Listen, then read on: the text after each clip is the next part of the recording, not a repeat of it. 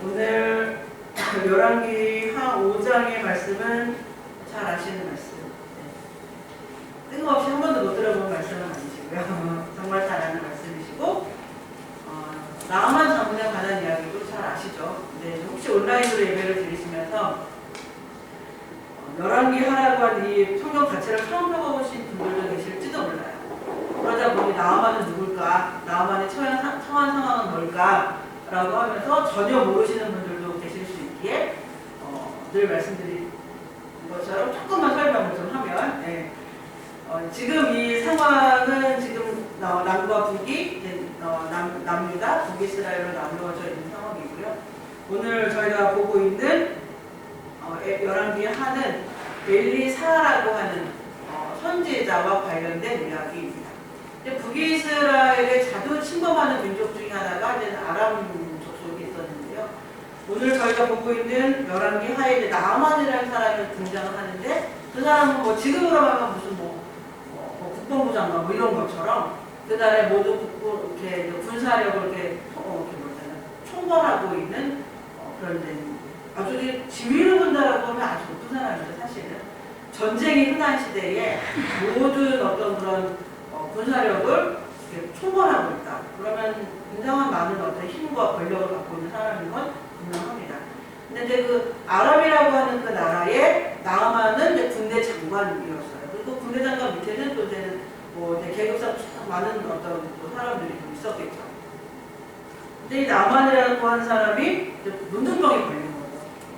그러니까는 언제 죽을 거야, 뭐 이것만 정말 시한부는 시한부인데 그것만 모를 뿐인데, 또 아시는 것처럼 문둥병 되게 고통스럽고 지금은 이제 약이 있고 그래서 발병을 했다 그런 것을 거기서 이제 멈추기도 하지만, 그 당시는 아시는 것처럼 전혀 그런 게 아니잖아요. 걸리면 죽는 병이에요.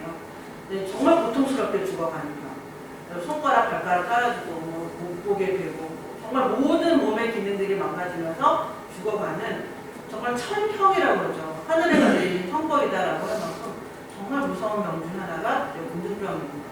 이 나아만이 바로 그런 병에 걸렸어요. 아무리 많은 권세와 힘을 갖고 있고 높은 직위를 갖고 있다 한들 이런 죽음 앞에 놓여 있는 상황에서 나아만 장군이 가졌을 그 마음의 힘들고 고통스러운 건 이로 말로 다 할 수 없겠죠. 왜 하필이면 나에게 이런 것들을 생각해서 정말 그 마음이 힘들고 어려웠을 것 같아요. 오늘 본문을 끼고 있는 열왕기 하 5장 1절에 보시면 5장 1절에 아람왕의 군대 장관 나아만은 그의 주인 앞에서 크고 존귀하다. 그의 주인이라고 하는 건 왕을 말하는 거예요.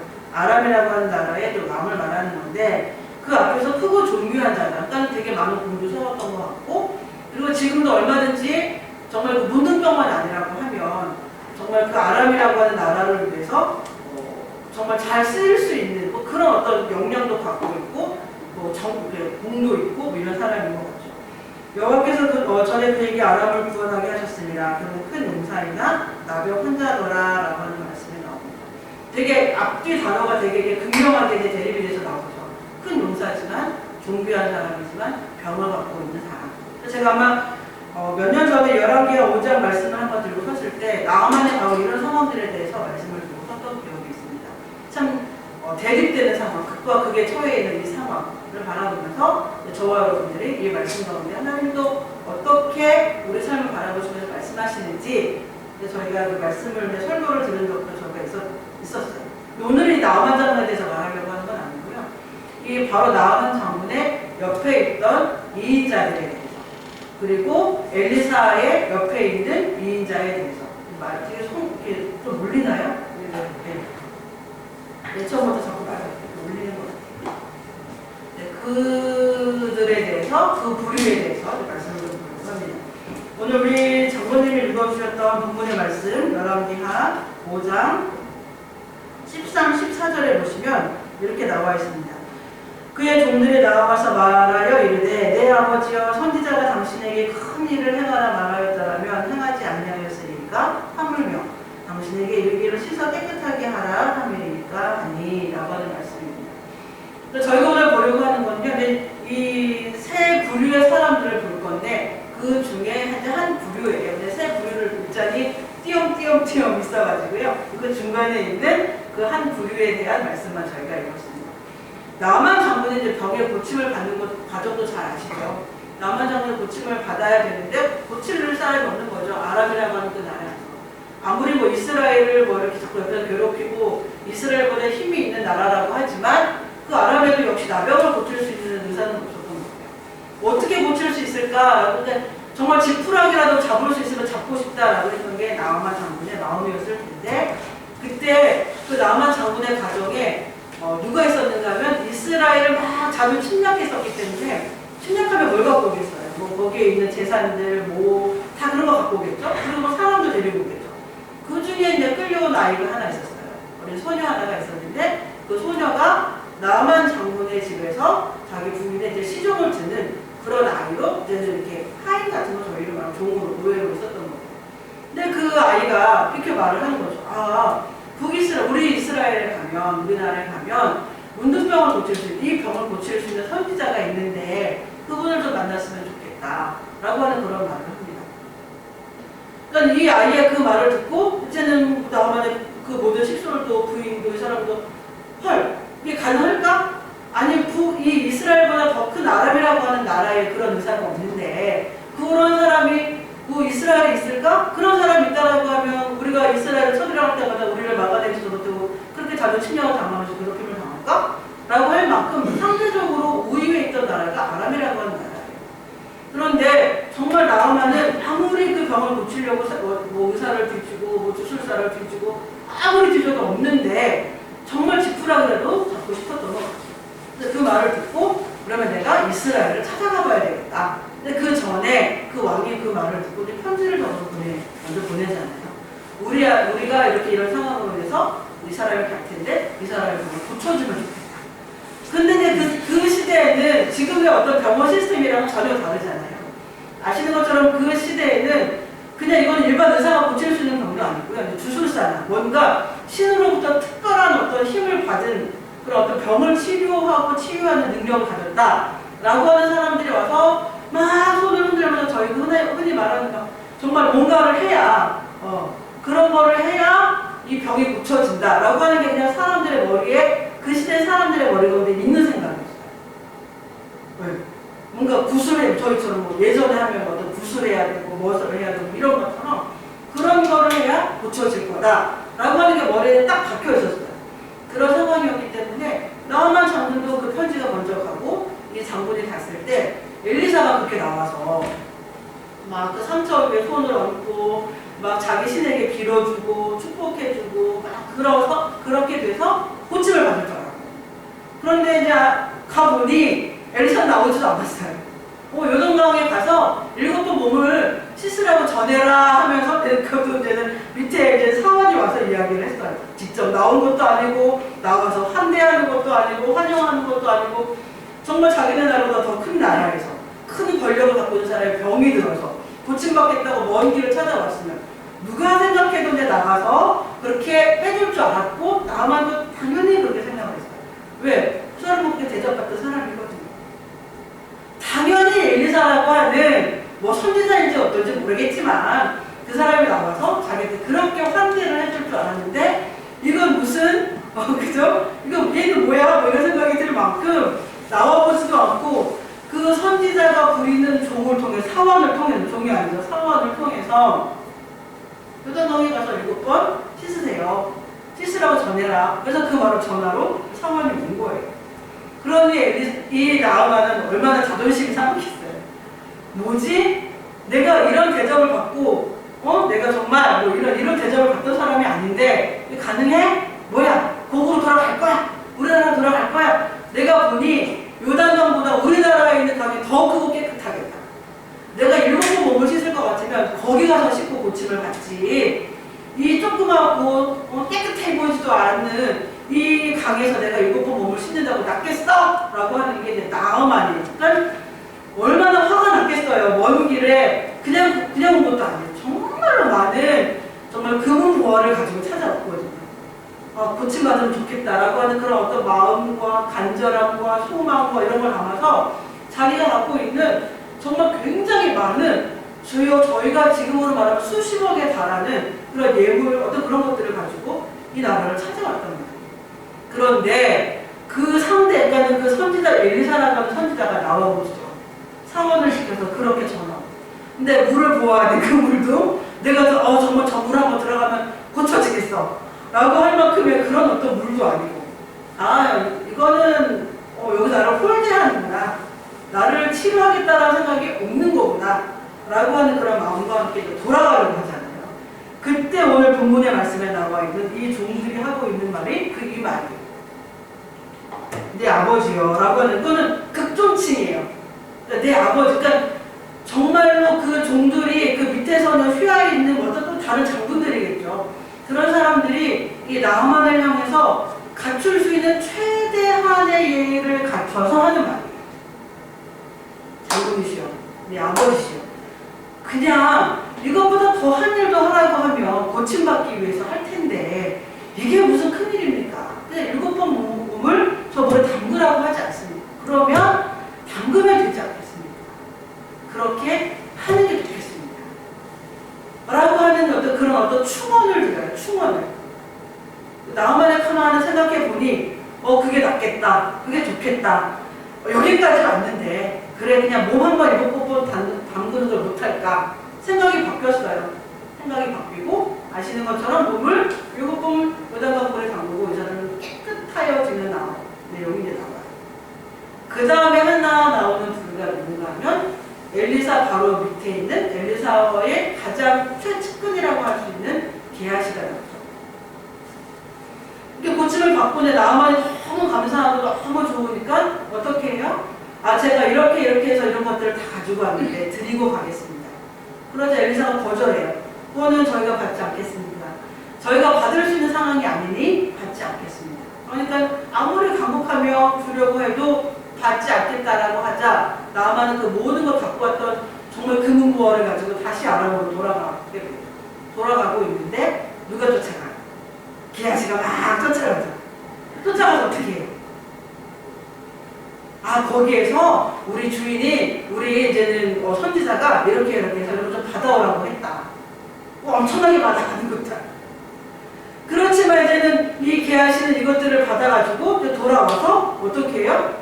막상 엘리사한테 말도 하지 않고 숨겨둬요. 근데 나중에 말씀을 5장 하반절 끝에 부분을 이렇게 보면 어떤 내용들이 나오는가 하면 게하시는 그걸 받아가지고 그걸로 뭘 하려고 했는가 하면 그 당시 선지자 사관 학교처럼 그 생도들이 모여서 그 선지자 밑에서 교육을 받고 공부를 하고 정말 하나님의 뜻을 알고 깨닫고 말씀을 행하며 살아가고 하는, 지금처럼 한다거나 신학교 같은 그런 시스템이 있었어요. 근데 그러면 내가 이것들을 받아가지고 와서 이것들을 가지고 이것도 사고 저것도 사서 이렇게 해서 우리가 이렇게 조금 먹고 살 수 있는데 보탬이 돼야 되겠다, 이런 생각을 게하시가 좀 했던 것 같아요. 그런데 자기 스승이 선지자가 아무것도 받지 않고 다 돌려보내니까 어떤 마음이 들었어요? 아깝다. 저거 일부만 있어도 우리가 이런 것도 다 할 수 있을 텐데 왜 다 돌려보내지? 주겠다고 갖고 왔는데 왜 다 돌려보낼까? 이런 마음이 있었던 것 같아요. 그냥 쫓아가서 이렇게 다 주세요 이런 건 아니었지만 일부분을 받아가지고 돌아왔어요. 엘리사가 묻죠. 너 어디 갔다 왔니? 모르니까 저 아무데도 안 가도 돼요. 이렇게 말해요. 근데 너가 갈 때 내가 너와 함께 있었던 걸 몰랐니? 라고 물으니까 이제 그제서야 이제 게하시가 더 이상 숨길 수 없다라고 하는 걸 알게 되고 결국은 게하시가 엘리사를 통해서 정말 무섭도록 혼나는 그런 내용들이 5장 끝절에 나와요. 저희는 여기서 몇몇 사람들의 인물이 나와요. 나아만도 나오고 엘리사도 나오고 여러 거 나오지만 오늘 저희가 보려고 하는 사람들은 바로 이 여자 하임, 어린 하임, 그리고 나아만 장군의 옆에 있었던 충성된 장군들, 그리고 맨 마지막으로 게하시. 어린 소년을 생각하면 되게 불행한 과거를 갖고 있어요. 어린 나이에 부모랑 떨어져서 정말로 모든 것들이 낯선 그 땅에, 적어도 자기가 살고 있던 이스라엘에서는 노예도 아니었고 하인도 아니었어요. 엄청난 부자였는지 어떤 건지 잘 모르겠지만 이 사람은 그냥 평범한 평민의 어떤 국민의 입장에서 그런 삶에서 어떻게 됐는가 하면 노예로 이제 전락해버린 거예요. 한 집안에 어떤 한 장군의 집에 들었다고 하지만 그 장군의 집에 노예로 하인으로 그 삶의 신분이 바뀌어져 버렸어요. 되게 사실은 저희가 생각한다고 하면 되게 불우하죠. 어렵죠. 엄마 아빠 다 떨어져서 혼자 큰 나라에 왔는데 그 나라에서 뭔가 성공을 할 수 있는 그런 기반이나 이런 상황도 전혀 아니고요. 그냥 노예가 돼. 하인이 돼.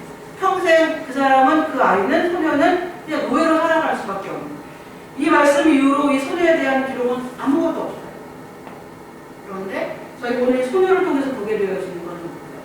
그럼에도 불구하고 하나님에 대한 신앙, 그럼에도 불구하고 하나님에 대한 믿음, 그럼에도 불구하고 하나님이 어떤 분이신가에 대한 어떤 확신, 잃어버리지 않았다라고 합니다. 사실 이쯤 되면 자기 신분이 바뀌고, 자기의 위치가 바뀌고, 자기의 처지가 바뀌었어요. 아무리 꿈꾼다고 해도 자기가 뭔가 소망을 갖고, 다시, 지금으로 하면 다시 예전에 누렸던 일상으로 돌아갈 수 없어요. 이 소녀는 지금. 왜? 화인으로 끌려온 거예요. 노예로 믿음과 이것들을 가지고 그 하나님을 전할 수 있을 것인가? 라고 물었을 때, 이 소녀는 저들에게 굉장히 놀라운 믿음의 표본을 보여주고 있어요. 끌려왔잖아요. 자기가 오고 싶어서 온 것도 아니에요. 너무 슬프다. 생각하면 얼마나 슬프겠어요. 얼마나 속상하겠어요. 얼마나 괴롭겠어요. 끌려온 지가 몇 년이 되었는지, 어느덧 익숙해졌는지, 저희가 아무것도 모르겠어요. 모르겠지만, 되게 1년이 됐든, 10년이 됐든, 자기가 어떻게 해볼 수 없는 그 상황 가운데 놓여있는 이 어린 친구가 보여주는 하나님에 대한 신뢰, 하나님을 향한 믿음, 이것들은 분명 저와 여러분들이 이 성경 66권을 통틀어서 수백 명의 사람들이 나오는, 그리고 저희가 들으면 그 사람 그래 놀랍지라고 하는 그런 위대하다라고 말할 수 있는 영웅들 틈바구니에 있어서 눈에 잘 안 띄일지 모르겠지만 이 어린 소녀는 분명 저희들이 본받을 만한 놀라운 믿음의 자세들을 가지고 있습니다. 저 여러분 과연 목사의 저를 비롯해서 저 여러분들이 과연 이런 믿음을 소유할 수 있을까? 이런 믿음을 갖기를 원하는가? 믿음으로 말미암은 어떤 혜택이 따라오지 않을 때도 여전히도 하나님을 신뢰하는 이 믿음을 과연 저 여러분들은 소유할 수 있을까? 라는 생각들을 해보게 되는 거고, 이 소녀는 우리에게 그런 도전을 주고 있습니다. 믿음으로 말미암은 혜택들을 너무나도 오래 꿈꿔왔고, 그것들이 이루어질 때마다 하나님의 축복하심이야 라고 생각을 했고, 그것들이 앞으로도 여전히 있을 거라고 기대하는 이 시대의 수많은 그리스도인들을 향해서 오늘 이 어린 소녀는 저희들에게 큰 도전을 주고 있습니다. 과연 저 여러분들 이런 믿음을 갖기를 원하시는지, 믿음으로 말미암은 혜택이 따라오지 않는다면 저는 과연 그 믿음을 지키고 싶을지 잘 모르겠어요. 저희들 솔직한 마음일지 모르겠어요. 그럼에도 이 소녀가 보여주고 있는 이 놀라운 믿음의 자세에 대해서 분명 저희들은 도전을 받아야 되고, 우리 또한 이런 믿음을 소유하기 위해서 정말 저희들의 삶을 다시 한번 돌아봐야 되는 그런 뭐라 하잖아요. 필요성, 그런 것들을 다시 한번 이 소녀를 통해서 보게 되겠습니다. 또 한 분은 누굴까요? 아까 말씀드렸던 것처럼 오늘 본문의 내용이기도 하지만 나아만의 종들입니다.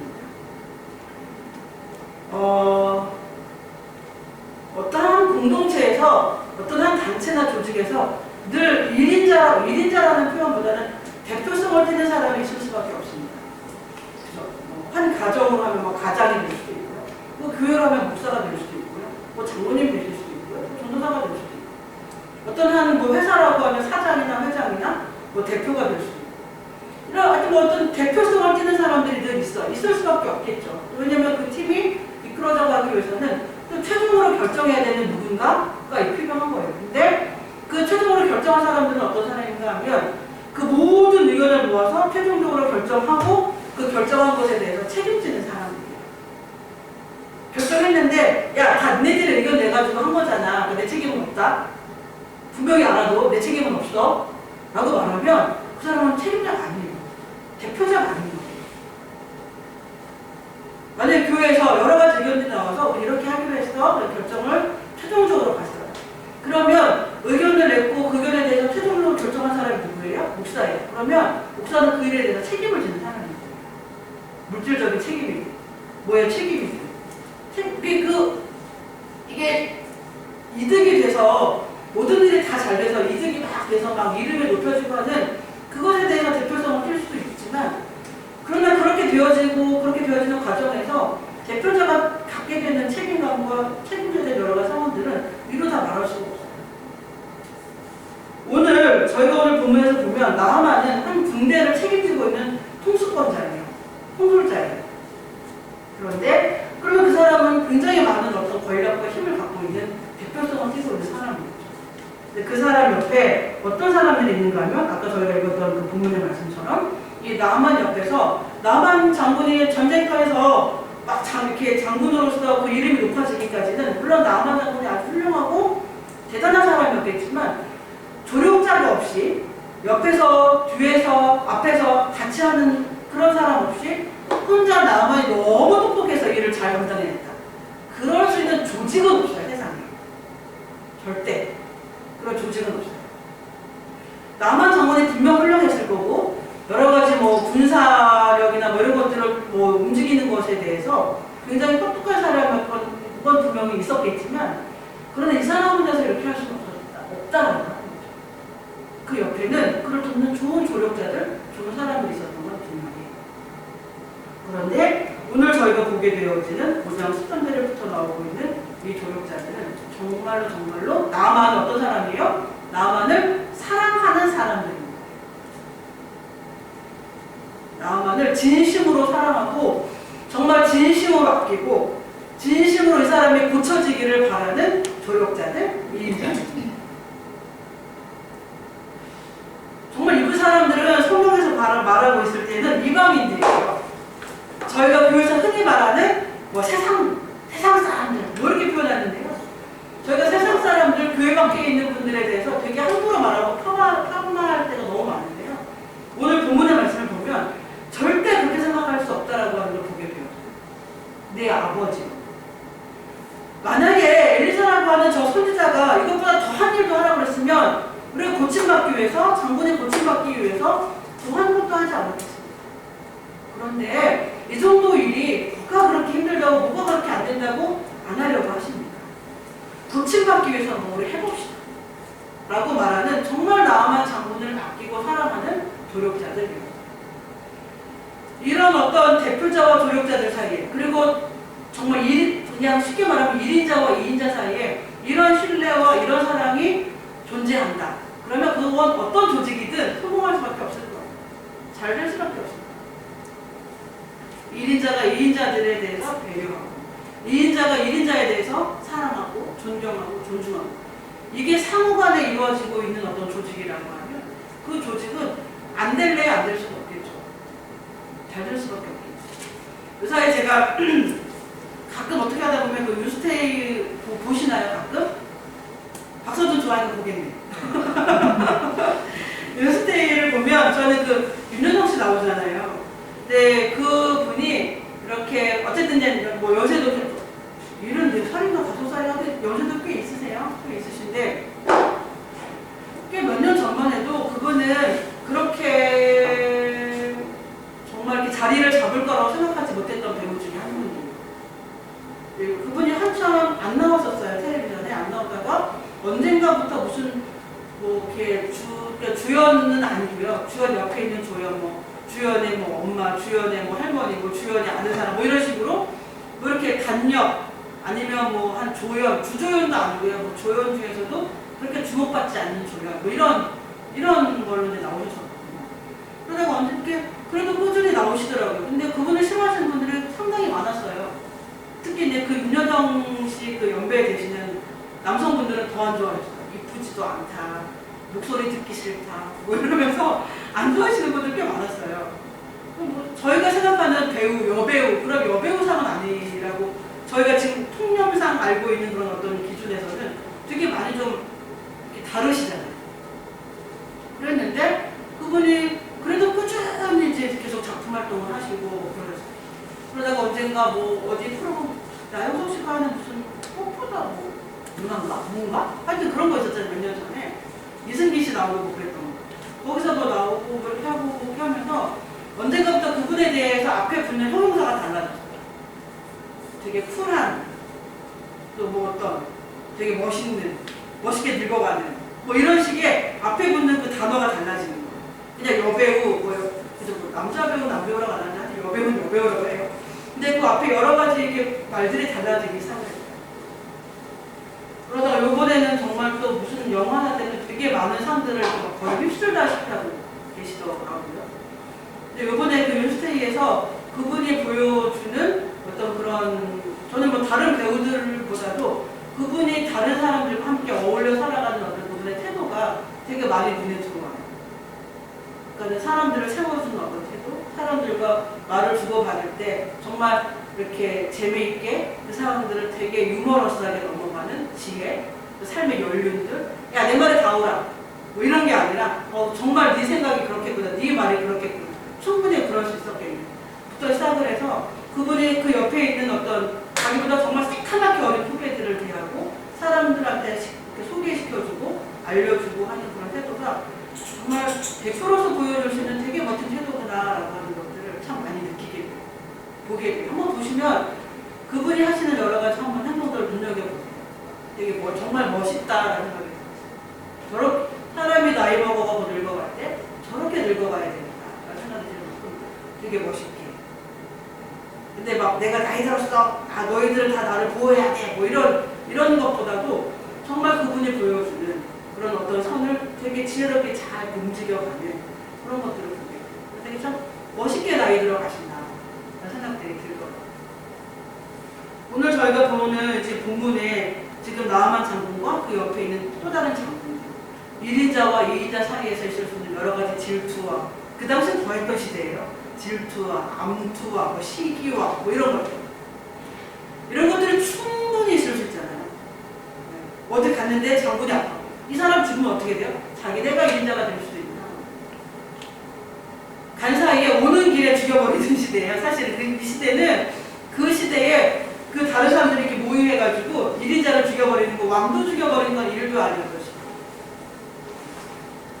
나아만 장군이 어떻게 행동을 했는지, 어떻게 해서 이런 장군들이 또 있었는지 잘은 정말 모르겠지만 이 오늘 본문의 말씀 가운데서 이 2인자들이 보여주는, 또 다른 장군들이 보여주는 이 나아만 장군에 대한 사랑, 존경, 존중, 그로 말미암아 정말로 그 마음을 다해서 충원하는 이런 관계들이 정말 뭐 교회 공동체뿐만 아니라 이 시대의 공동체 가운데, 이 시대의 국가 조직에도 필요한 시대가 아닌가 그런 생각들을 하게 됩니다. 또 한 사람은 저희가 맨 마지막에 보는 게하시라는 사람입니다. 오늘 본문을 넘어서서 열왕기하 5장에 조금 넘어가서 보도록 하겠습니다. 5장 20절 한번 볼까요? 5장 20절. 열왕기하 5장 20절. 하나님의 사람 엘리사의 사환 게하시가 스스로 이르되 내 주인이 이 사람 이 아람 사람 나아만에게 면하여 주고 그 가지고 온 것을 그 손에서 받지 아니하였도다. 여호와께서 살아계심을 두고 맹세하노니 내가 그를 쫓아가서 무엇이든지 그에게서 받으리라. 그리고 21절에 나아만이 내가 쫓아갑니다. 나아만이 자기 위에 달려옴을 보고 수레에서 내려 맞이하여 이르되 평안이냐 하니 그가 이르되 평안이니이다. 우리 주님께서 나를 보내시며 말씀하시기를 지금 선지자의 제자 중에 두 청년이 에브라임 산지에서부터 내게로 왔으니 청하건대 당신은 그들에게 은 1달란트와 옷 2벌을 주라 하더이다. 되게 거짓말을 구체적으로 해요. 사람들이 왔고 우리 주인에게, 우리 선지자에게, 선생님에게 사람들이 두 사람이 왔는데 그 사람이 입은 옷과 그 사람에게 필요한 경비, 여비가 필요하다. 그러니까 그거를 좀 받아가 보라고 했다. 이 사람은 가는 내내 가서 어떻게 해야 내가 하는 행동이 합리화될 수 있을까? 내가 하는 행동에 나만 장군이 봤을 때 이것들 너 거짓말하는 거지 라고 하지 않고 이 말을 받아들여줄까? 거짓말을 해보신 경험은 다 있으실 건데요. 그 거짓말이 정당화되기 위해서 또 다른 거짓말을 준비해야 되고 또 다른 거짓말을 계속 머릿속으로 생각해야 돼요. 똑같아요. 우리가 누군가를 미워한다라고 하면 그 미움을 합리화하고 정당화시키기 위해서 계속 미워할 수밖에 없는 조건들 가지고 저희들 안에서 딱 가지고 있어요. 거짓말도 비슷해서 내가 하고 있는 거짓말이 상대방한테 받아들여져야 되고 내가 하고 있는 거짓말을 상대방이 인정해야 되고 내가 하고 있는 거짓말에 그 사람들이 따라 들어와서 내 말을 믿어주게 하기 위한 정말 여러 가지 장치가 필요해요. 근데 그 여러 가지 장치는 다 거짓말이에요. 왜? 거짓말을 믿게 하기 위한 거기 때문에 거짓말을 합리화시키기 위한 모든 말과 행동들은 거짓일 수밖에 없죠. 거짓말은 자꾸 눈덩이처럼 불어져, 커지고, 깊어져, 더 구체화되고. 그래서 사실 거짓말을 맨 처음에 하면, 안 하면 자존심 되게 상하고 되게 흔한 말로 우리 아이들 뭐 쪽팔려요, 뭐 해요. 아, 정말 뭐 그럴 수 있지만 차라리 그게 훨씬 나아요.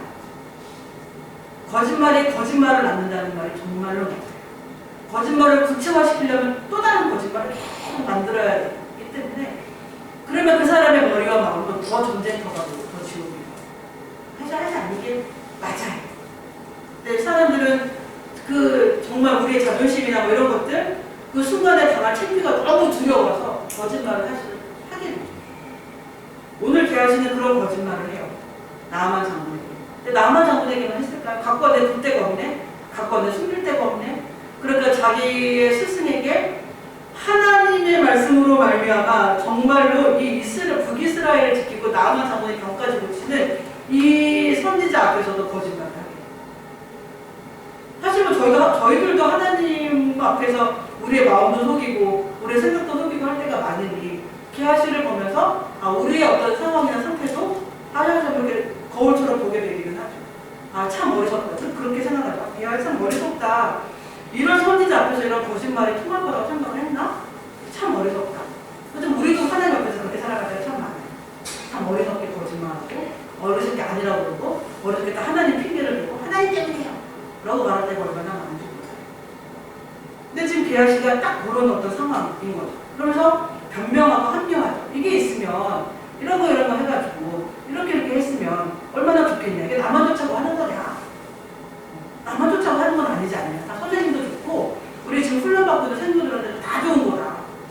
뭐 이런 거예요. 계하시는. 그러나 파고 들어가면 뭐예요? 결국은 욕심이고 하나님을 신뢰하지 못한 그 마음에서 비롯된 행동이고 거짓말이라는 건 어떤 사람도 부인할 수가 없는 거죠. 참 재미있는 건 세 부류의 사람들이 나오는데 한 사람은 앞에 말씀드렸던 것처럼 그 어린 소녀예요. 자기가 아무리 노력해도 어떤 것도 바꿀 수 없는 위치로 전락해버리고 그러면서 하나님을 잃어버리지 않고 신뢰하고 있는 거예요. 두 번째는 누구예요? 이방인이에요. 하나님을 모르는 사람들이에요. 그럼에도 자기가 모시고 있는, 자기가 섬기고 있는 나아만 장군에 대한, 상급자에 대한, 1인자에 대한 충성과 어떤 그 존경과 이런 마음들을 잃어버리지 않고 충원을 할 수 있을까? 충원하고 있는 정말로 멋진 장군입니다. 제일 마지막 사람은 누구예요? 정말로 생각하면 하나님께서 직접 다룬다라고 하는 그 시대의 선지자들이에요. 선지자예요. 그리고 어마어마한 능력을 하나님으로부터 부여받은 선지자. 그 선지자 옆에서 훈련받고 있는 사람이에요. 이 계하신. 사실은 어느 정도 추렸겠죠. 그 수많은 사람들이 예를 들면 저 사람 밑에서 정말 엘리사 옆에서 나 훈련받으면 좋겠어. 한 사람들 있었을 텐데 그 중에서 출연할 사람 중에 하나가 계하실 거예요. 정말 하나님이 사용하시고 하나님이 부리시는 위대하다라고 말할 수 있는 엘리사 옆에서 사환으로 정말로 엘리사의 손발처럼 심부름을 하고 그 옆에서 보고 배우는 그런 사람 중에 하나가 계하셨죠. 근데 정말 거짓말에 능한 사람입니다. 참 안타깝게도. 이 위대한 선지자 가장 측근에 있는 사람입니다. 거짓말이 아주 있는 사람. 그리고 그 마음 뿌리 깊은 곳에서 하나님을 신뢰한다 하지만 순간 돈 앞에서 그 마음이 흔들리는 사람이 바로 계하십니다. 이 짧은 말씀 한 장, 5장이라고 하는 그 장 안에 정말 대표성을 띠지도 않고 아주 유명하지도 않은 사람들이지만 그 사람들이 보여준 하나님 앞에서의 충성됨 또 자기가 섬기는 상관에 대한 충성된 마음을 정말 저희가 본받을 만하죠. 저희가 정말 보면서 도전받을 만합니다. 근데 계하시 역시도 저희들이 도전을 줘요. 그걸 보면서 저희 계하시를 바라보면서 정말 이 시대의 교회 같은 모습인가? 그런 생각들이 들었어요. 이 시대에 이 땅에 있는 모든 교회들이 그러지 않겠죠. 모든 교회들이 잘못 가고 있지는 않고요. 모든 교회들이 잘 가고 있지는 않아요. 이 계하시를 바라보면서 정말로 하나님을 사랑하고 신뢰하는 사람 옆에서 그 사람 옆에서 사관으로 있는 계하시가 하는 이 행동들이, 이 선택들이, 유혹 앞에서 무너지는 이 계하시의 모습이 정말 이 시대의 교회 같고 이 시대의 우리의 모습이어서는 안 될 텐데 우리는 과연 어떤 선택들을 하며 살아가는 모습일까?